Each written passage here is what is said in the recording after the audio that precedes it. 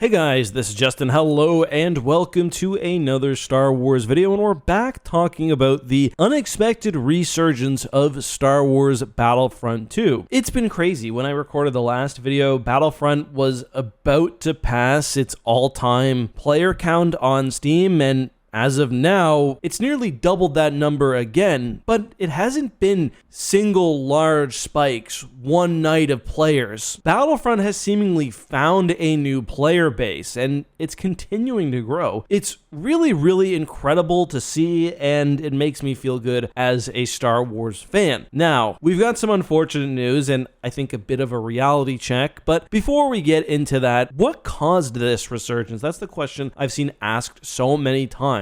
Well, I think there are a few factors which all came together for basically the perfect storm. For one, Andor ending definitely played a massive role in things. Andor has revitalized so many people's interest in Star Wars. It's made me feel passionate about the brand in a way I haven't for a while, and there aren't a whole lot of games to go to. Battlefront is certainly the most accessible recent casual multiplayer game. There were other experiences like Squadrons, but they were fairly niche. As Andor was brewing and releasing its second season, we also had Star Wars hype with both May the 4th and the Star Wars Fortnite event, and you can't understate the cultural power that a game like Fortnite has. For so many people, it's been a game that they'll hop on at least once a week for years. The Star Wars game mode also happens to be really fun, it's constantly evolving, and it's popular even among non-Star Wars fans. And if you're wondering why, it's because, at least I think, most of the weapons don't require ammunition, which is fun. On the other hand, I think there was a lot of latent desire for Battlefront to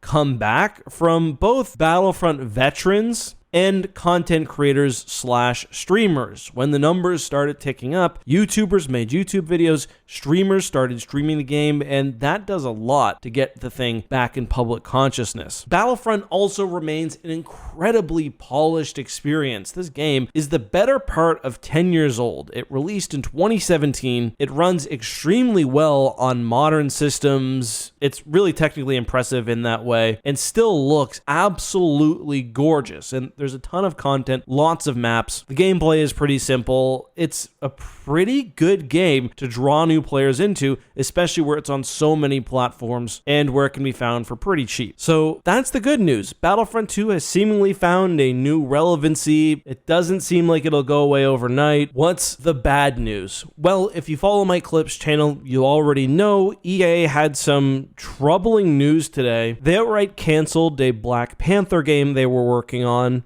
Actually, they didn't just cancel it, they end up shuttering the entire studio. With not a ton of extra information, it's just gone. Subsequently, IGN reported on internal emails where EA basically established that they're scaling down on the development side when it comes to working in pre-existing franchises, stating that specifically their focus moving forward will be on Skate, The Sims, Battlefield, and Apex Legends. I'm assuming that's not it. Like, Mass Effect has to still be in development. They've got the big sports franchises, and we know that Motive's Iron Man game comprised largely of devs from Star Wars Squadrons, and of course the final entry in the Jedi series are being worked on still. And Jedi Game 3, that's going to be safe. Nothing's going to happen to that. But from Dragon Age Veilguard to the Dead Space remake, it's pretty remarkable. EA's put out some pretty well-liked games, and they're just not making the money they need to,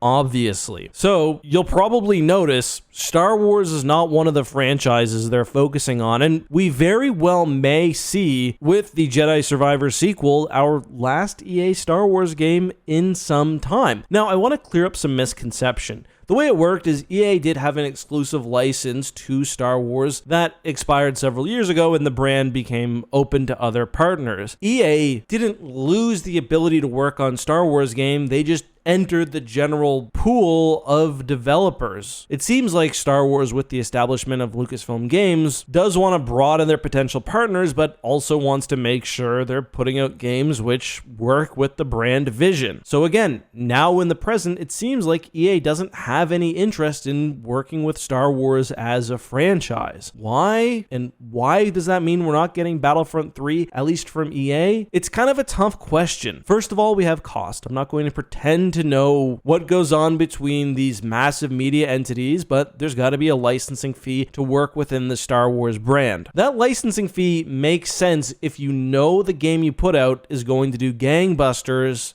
because it's a Star Wars game. We'll come back to that. But one of the other factors is when you play in someone else's universe, you have to play by their rules. I spent a lot of time talking with people from EA, developers, and a lot of the game design decisions, including those lambasted by fans, came down to requirements from Star Wars. For example, and I've talked about this before, so I believe have others, because they didn't want good guys jumping in TIE fighters and bad guys jumping in X-Wings. Instead of having vehicles on the ground and entered by players, they had to be spawned into the map, and that's why you can't leave them park and go off and fight in battle. That requirement by Lucasfilm or Disney or whomever makes the game nearly objectively worse in the favor of maintaining some soft brand vision that is probably over-protectionist. Who knows how many other aspects of Battlefront were dictated by Lucasfilm. The contracts aren't for us to read, but it's why I try to be understanding with EA and Battlefront as much as I can be. I think the game needed so much more focus. It would have benefited from maybe even being limited to one era, but that may not have been an option. But going back to one of my earlier points, you play within the rules if working with Star Wars is going to guarantee fan money. And had you asked me in 2015, I mean, yeah, I would have thought it would have. But I think across genres, not just Star Wars, people are showing a lot less deference to their favorite franchises. We've talked about it in terms of box office numbers, how Marvel fans, for example, aren't about to go see every single movie because it's got a Marvel tag on it and it might tie into some greater overall storyline. We're in an era right now where often the most popular games come out of nowhere, aren't a part of an overall franchise, and I think overall that's a good thing, but I also think back to the 90s, for example, or the early 2000s when the Star Wars brand seemed to drive a lot of sales. It meant we got some crappy games, but we also got some really good ones where Star Wars basically threw itself in a pre-existing genre, often churning out a really good game. I do think there are a lot of factors now which have disrupted the calculus. The way I think about it is this. Let's compare Battlefield to Battlefront. I assume EA owns the entirety of the Battlefield brand. They're not beholden to anyone but their shareholders, so when they make a game, they don't have to pay a licensing fee. They also don't have to work with some parent organization, not only in terms of initial game design, but future monetization and whatever else. They also have the ability to monetize things associated with the game in whatever way. So when comparing Battlefield to Battlefront, it means you basically need your Star Wars fans to take the game's initial popularity and multiply it by a degree to cover all the lost revenue and freedom. And I don't know how the licensing works. It could be revenue share. It could be a flat payment. Who knows? Either way, for a game like Jedi Survivor, I think it makes a lot of sense. You've got basically a Souls-like, which benefits hugely from the possibility of being a Jedi. On the other hand, with Battlefront, you've got an extremely expensive, risky game, and obviously the Star Wars connection isn't bringing it over the top. And I mean, they've got history to back that up. Again, I was there along the way. Everyone knows, I think, that there was an inflection point where either they were going to continue working on Battlefront or they weren't. This was a game I think they envisioned making money off of for a very long time. They chose to not just move some of the team to different projects, but to basically stop support on Battlefront completely, and it was just purely economics. The player base wasn't there, the income wasn't there. I think everyone knows Battlefront 2 had a really tough launch, largely due to EA's own issues. They earned a lot of goodwill back, I think, just for good post-launch support, and I think I think it was the Celebration Edition, which a lot of things ultimately hinged on. And I think had that ballooned the player base more and earned them more money, maybe support would have continued, but I think it was clear the direction the game was heading. We can blame a lot of it again on the launch, because that not only hurt their initial sales, but also removed one of the potential elements they could have used to continue monetizing the game had it been more fairly implemented. Now, we can argue, listen, you make Battlefront 3, it's going to be better this time, don't mess up the launch, and they'll probably respond, maybe, but when we do the math, it seems like there's less risk for a comparable or even higher amount of money without playing in someone's franchise. And with how expensive it is to develop games right now, there's probably solid math backing that up. Now, does that mean the movement is over or it's useless? No. I mean, for one, Battlefront 2 is significantly more playable now.